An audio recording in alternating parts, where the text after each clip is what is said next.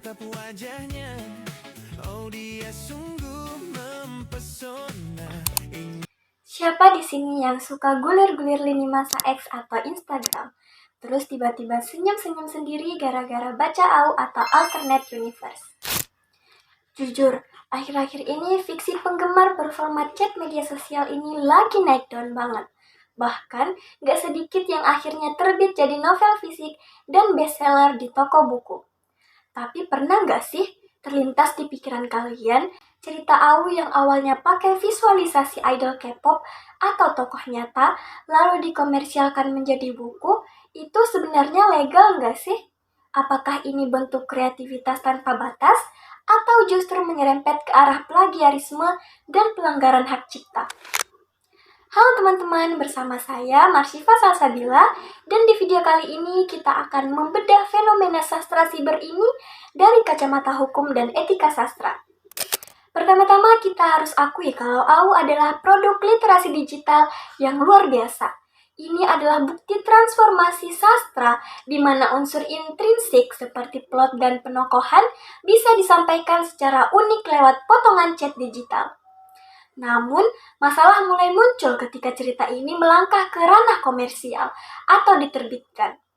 Dalam dunia hukum hak cipta, ada yang disebut right of publicity atau hak publisitas.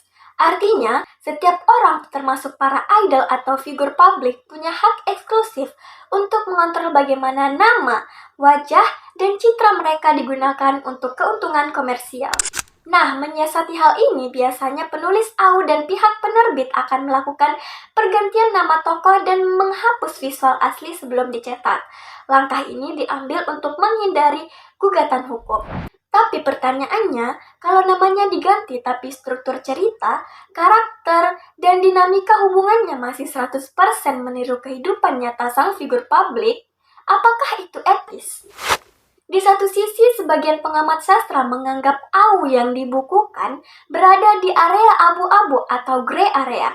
Ini sering disebut sebagai transformative work atau karya turunan yang sudah dimodifikasi, sehingga sah-sah saja sebagai bentuk apresiasi seni.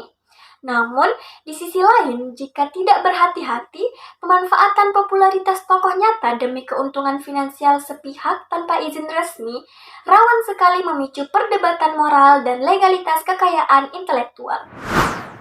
Nah, kesimpulannya, alternate universe adalah bukti nyata betapa kreatifnya generasi muda kita dalam memanfaatkan media digital sebagai sarana ekspresi sastra.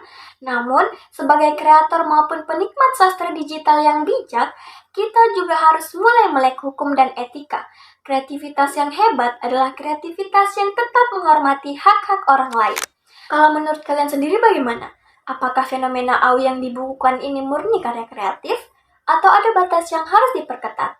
Tulis pendapat kalian di kolom komentar. Saya Marsyifa Salsabila, terima kasih sudah menonton video edukasi ini. Sampai jumpa di pembahasan seru berikutnya.